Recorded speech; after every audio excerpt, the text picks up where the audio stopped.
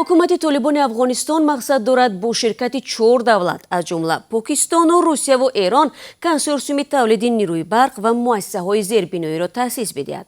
سرپرست وزارت تجارت حکومت طالبان افغانستان نوریدین عزیزی میگوید به اجرای این برنامه درازمدت میلیون‌ها دلار سرمایه‌گذاری خواهد شد. بحثایی که الحمدلله در کابینه شد و کمیسیون‌های خاص به الحمدلله تعیین شده ای است. در این مورد در آخرین پیامی که کمیسیون ها داشتن، ارگانهای امنیتی ما الحمدلله داشتن، شما خودتان دیدین که مخفیگاه هایی که بود الحمدلله تقریبا از بین برده شد. اما شارحان به مثل وزیر حکومت طالبان خوشبین نیستند. به نظر من این گفتار طالبان به خاطر مصرف داخلی است. اینها میخواهند با مردم افغانستان نشان بدهند که با وجودی که کشورهای دنیا اونها را نشناختند، به رسمیت نشناختند، اینها می توانند کارهای را بکنند. اما دورنمایش در عمل به نظر من خیلی مشکل هست، به خاطر از اینکه در معامله تجارت اول ارتباط بانکی ضرور است. شما می‌دانید همین حالا که افغانستان وقتی پول برق تاجیکستان و ازبکستان و ایران و ترکمنستان را میپردازند، یا ای که با موتر پول را انتقال میدهند چون اینا کشورهای همسایه هستند به اونا میبرند، و یا این که به یکی از کشورهای همسایه از طریق صرافها پول میفرستند و بعدا از اون طریق اون پول روان میکنند که خیلی گران است. شما ببینید به هر 100 دلاری که اینها میفرستند از طریق صرافی باید حداقل 4 دلار بپردازند و بعضی وقت از اون بیشتر. و از طرف دیگه شرایط امنیتی در افغانستان تا حال به حدی نیست که تجارهای کشوری مثل روسیه بیاین با افغانستان و از نزدیک با اینها تعامل کنند. به نظر من این کار بسیار بسیار مشکل خواهد بود. در این کنسورسیوم که تهیه می شود یکی از ابرقدرت‌های جهانی چین شریک نیست. چرا؟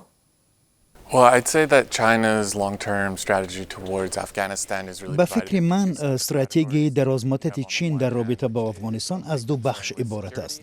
یکی نگرانی های امنیتی است که با تروریسم و گروه های افراطگرا ربط داشته، همزمان گروهی را مد نظر می گیرد که در نسبت ولایت غربی شینجان برنامه های مشخص دارد. چین از آن تشویش دارد که افغانستان می تواند به پناهگاه های این گونه گروه ها تبدیل یابد.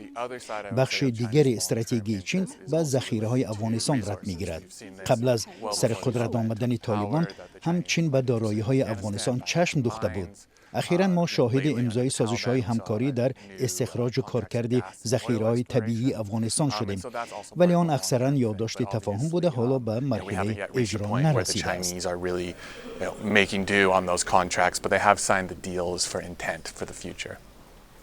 شورای رادیو آزادی می‌افزاید که با بیرونشوی اتحادیه شوروی و امریکا از افغانستان، چین می‌خواهد ثابت کند که همکاری و حضورش شکل دیگر دارد.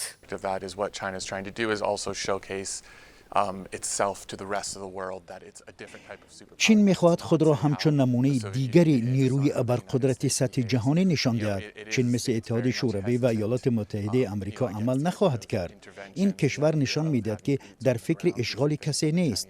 سربازانش را هم به کشورهای ارسال نخواهد کرد. در افغانستان چین از احتیاط کار گرفته ثابت کردن است که پکین نیروی صلح آور است. این بخش کلیدی استراتژی ترغیبات حزب کمونیستی چین نیز به شمار می رود.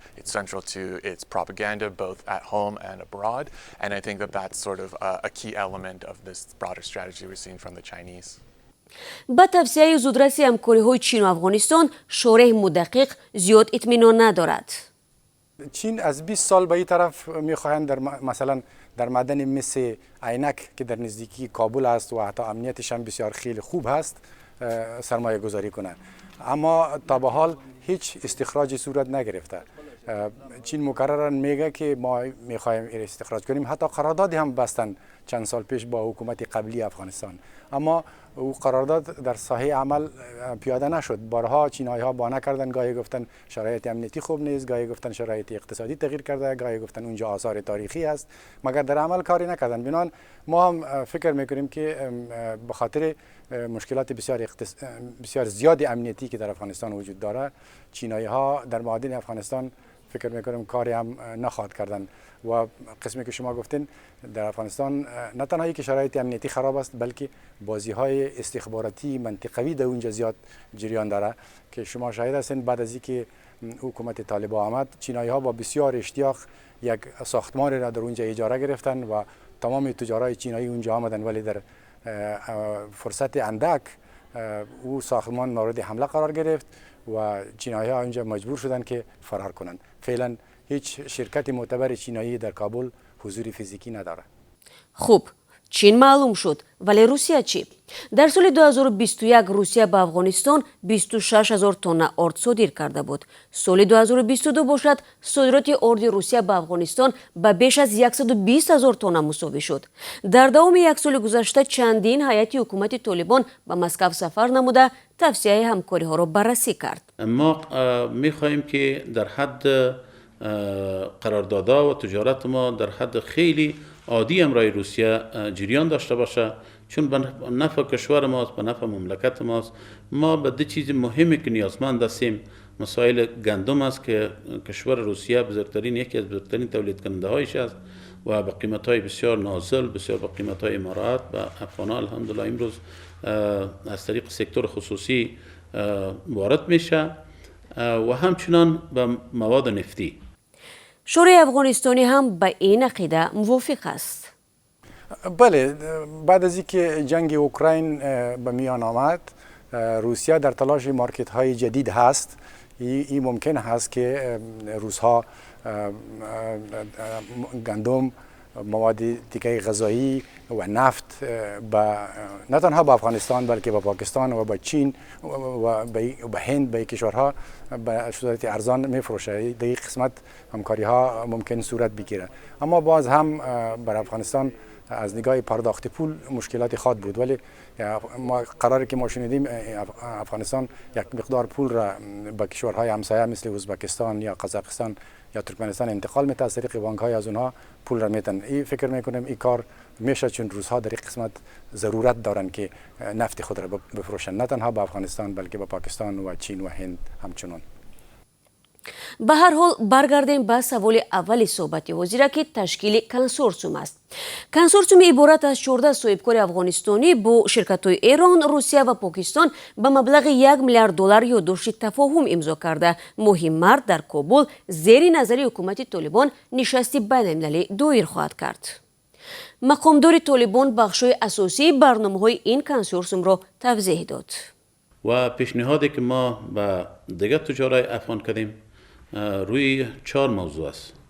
یکی تونل سالنگ است که در حدود 8 کیلومتر باید ما یک تونل جدید ایجاد کنیم و انتقال یک مقداری از آب پنجشیر است به کابل به خاطر آب آشامیدنی و از سرک کابل هرات است، قندهار و هرات و پروژه سیمش انتقال برق است.